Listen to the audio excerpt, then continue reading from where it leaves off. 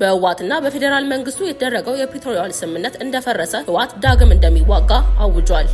በዋይት ሃውስ ጥላ ስር የናረው የፕሬዝዳንቱ የክሪፕቶ ገቢ ከፍተኛ ውዝግብ አስነሳ። ብሔራዊ ባንክ ለንግዱ ማህበረሰብ በብድር ዙሪያ ላይ አዲስ እቅድ አወጣ። ቀነ ገደቡ ቢያበቃም በየሳምንቱ ሰልፍ እንደሚቀጥል የደቡብ አፍሪካ ተቃዋሚዎች አስታወቁ። ኤርትራውያን በእጃቸው ያለውን ገንዘብ በሙሉ ወደ ባንክ እንዲያስገቡ የአንድ ወር ገደብ ተሰጣቸው። ከፍተኛ የገበያ ድርሻ የነበረው ነዳጅ ማደያ ሙሉ ለሙሉ ለቆ ወጣ። ሰላም ጤና ይስጥልኝ የተከበራችሁ የመረጃ ሊንክ ቤተሰቦች፣ ወደሚከተለው ዝርዝር ትንታኔዎች እናልፋለን።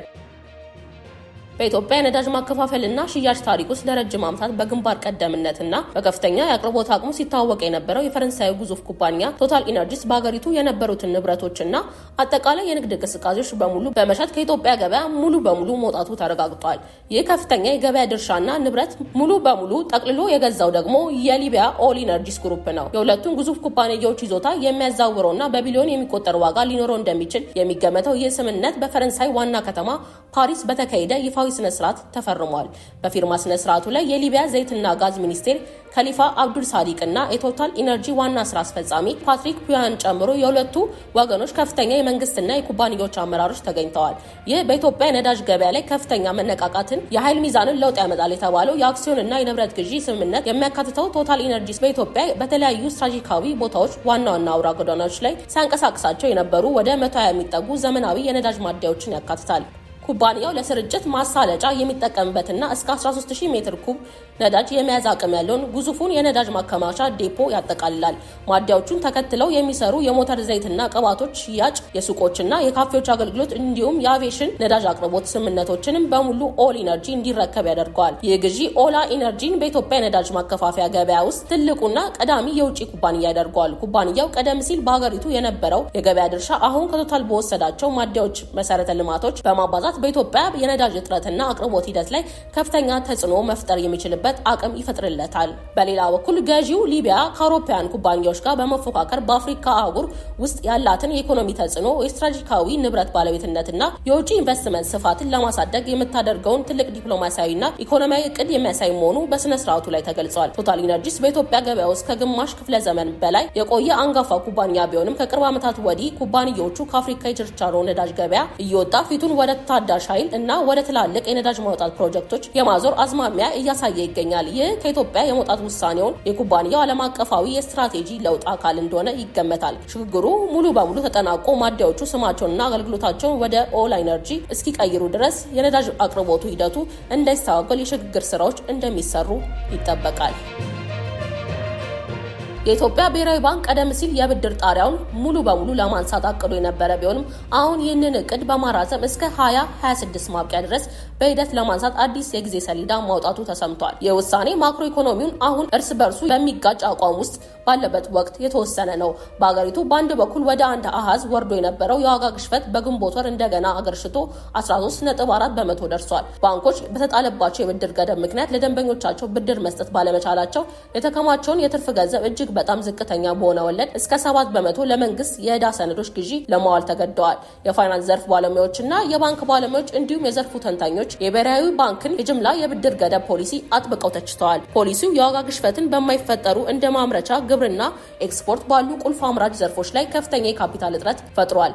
ፋብሪካዎች ጥሬ ዕቃ ለመግዛት በመቸገራቸው ከአቅማቸው በታች እያመረቱ ይገኛሉ። ይህም የአቅርቦት እጥረት ደግሞ የዋጋ ግሽበቱን ይበልጥ እያባባሰ መሆኑን ባለሙያዎቹ አስገንዝበዋል። የብድር ገደቡ ሁሉንም ዘርፍ በጅምላ መመልከቱ የኢኮኖሚውን እድገቱን እየጎዳው እንደሆነ ባለሙያዎቹ ያስጠነቅቃሉ። የዓለም አቀፍ የገንዘብ ድርጅት IMF ስራ አስፈጻሚ ቦርድ በሐምሌ 1 ቀን በሚያደርገው ስብሰባ በመካከለኛ ምስራቅ ጦርነትና በነዳጅ ዋጋ ጭማሪ ምክንያት በኢትዮጵያ ላይ የደረሰው ጫና ለማቅለል ይወያያል። ከተፈቀደው የብድር ማዕቀፍ ውስጥ $200 ሚሊዮን ክፍያ በቅድሚያ ስለሚለቀቅበት ሁኔታም እንደሚመክር ታውቋል። ምንም እንኳን የብሔራዊ ባንክ ገዢ ማክሮ ኢኮኖሚያዊ ማሻሻያ የሀገሪቱን የዕዳ ጫና አቃሏል ቢሉም ማዕከላዊ ባንኩ የአምራች ዘርፎችን ሳይጎዳ እና አቅርቦትን ሳይቀንስ የብድር ገደብ ፖሊሲውን እንዴት ለይቶ መተግበር እንዳለበት በባለሙያዎች ዘንድ አሁንም ትልቅ ጥያቄ እየተነሳበት ይገኛል።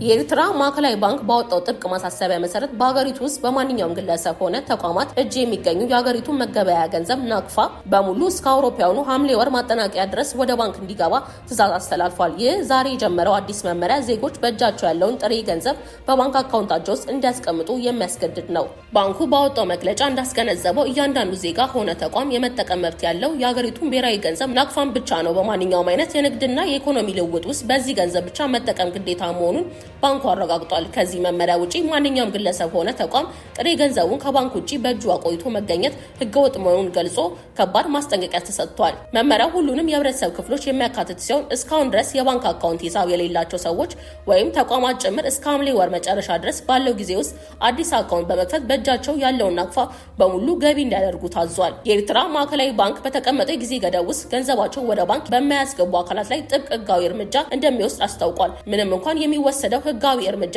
ምን አይነት እንደሆነ በዝርዝር ባይገለጽም እርምጃው ግን ጠንካራ እንደሚሆን ተጠቁሟል። ይህ አዲስ መመሪያ የኤርትራ መንግስት በሀገሪቱ የውጭ ምንዛሬ ተመን፣ በገንዘብ ዝውውር እና በበጀት እቅዶች ላይ እያደረገ ካለው ሰፊ ማሻሻያ እንዲሁም ከጠንካራ ቁጥጥር ስራዎች ጋር በቀጥታ የተያያዘ መሆኑ ተገልጿል። በደቡብ አፍሪካ ማርች ኤንድ ማርች በተባለው ስደተኛ ጠል ቡድን አስተባባሪነት ተከስቶ የነበረው ስደተኞች ይውጡልን ቀነ ገደብ ሰኔ 30 መጠናቀቁን ተከትሎ በሀገሪቱ የሚኖሩ ኢትዮጵያን ባጋጠማቸው አዲስ ማዕበል ከፍተኛ ስጋት ውስጥ መውደቃቸውን ገልጸዋል።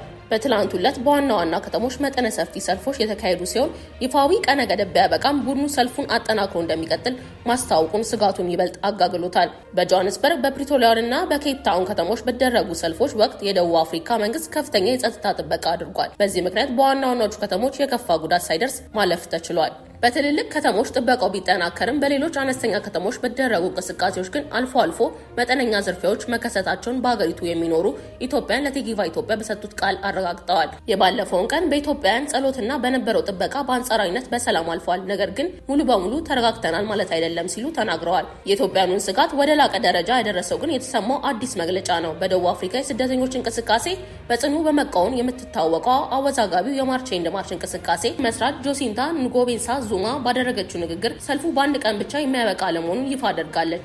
እንደ መሪዋ ገለጻ ከሆነ እስከ ኖቬምበር 4 ድረስ በየሳምንቱ ሐሙስ ስደተኛ ጠል ሰልፍ በተጠናከረ መልኩ ይቀጥላል። ይህ በየሳምንቱ የሰልፍ ጥሪ ማስታወቂያ በሀገሪቱ የንግድና የተለያዩ ስራዎች ላይ የተሰማሩ ዜጎችን ክፉኛ አስደንግጧል። የአንድ ቀን ሰልፍ አልፏል፣ ነገር ግን በየሳምንቱ ሐሙስ ሰልፍና መሰል ዘረፎች የሚቀጥሉ ከሆነ ህይወታችንም ሆነ ንብረታችን ከፍተኛ አደጋ ላይ ይወድቃል ሲሉ ስጋታቸውን ገልጸዋል። በደቡብ አፍሪካ በሚገኝ አንድ ማህበረሰብ ውስጥ ኢትዮጵያዊ ዜግነት እንዳለው የተነገረለት ግለሰብ በከፈተው ሱቅ ውስጥ ጠመንጃ ታጥቆ ሲሰራ ታይቷል መባሉን ተከትሎ በአካባቢው ነዋሪዎች ዘንድ ከፍተኛ ድንጋጤና ውጥረት ተፈጥሯል። የአካባቢው ነዋሪዎችና የወጡ ዘገባዎች እንደሚያመለክቱት ግለሰቡ የጦር መሳሪያውን በግልጽ ይዞ መታየቱ ትልቅ ስጋትነት የተነሳ ሲሆን የሚመለከታቸው የህግ አካላት መሳሪያውን በህጋዊ መንገድ የተያዘ መሆኑንና አለመሆኑን እንዲሁም የተጣሰ ህግ ካለ አጣርተው አስቸኳይ እርምጃ እንዲወስዱ ማህበረሰቡ በጥብቅ እየወተወቱ ይገኛሉ።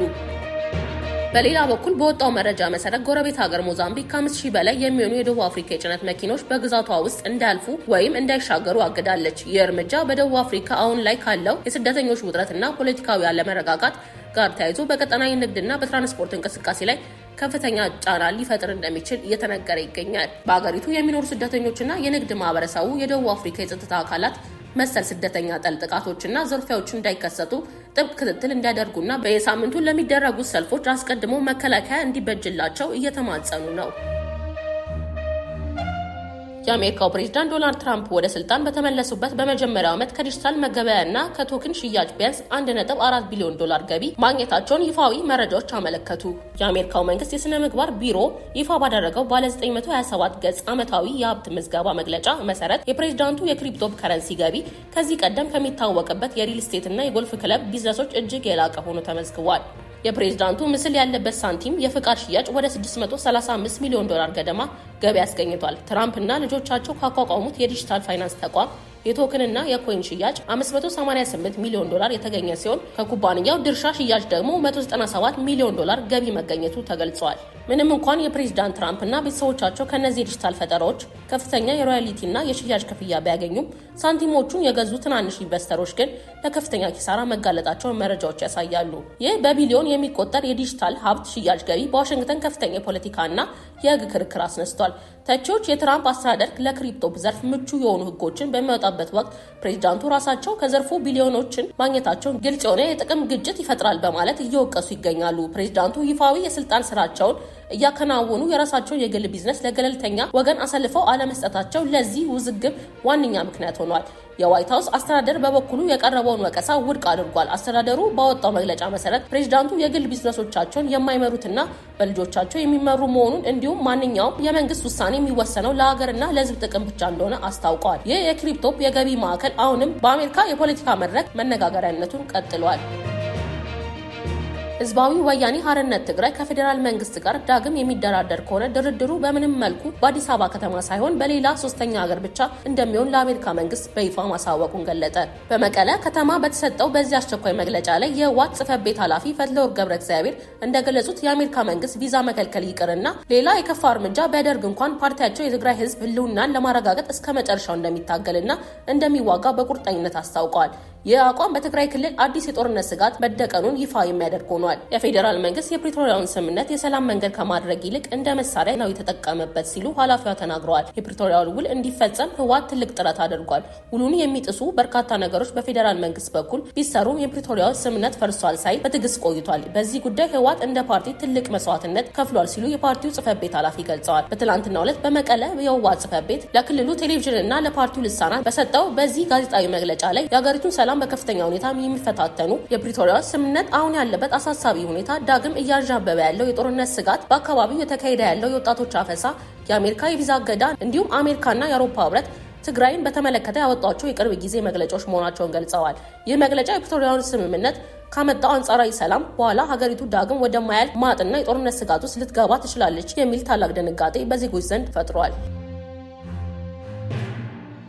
የዕለቱ ዜናዎቻችን እነዚህ ነበሩ። በየዕለቱ ትኩስ ዜናዎች እንዲደርሷችሁ ቻናላችንን ሰብስክራይብ በማድረግ ቤተሰብ ይሁኑ።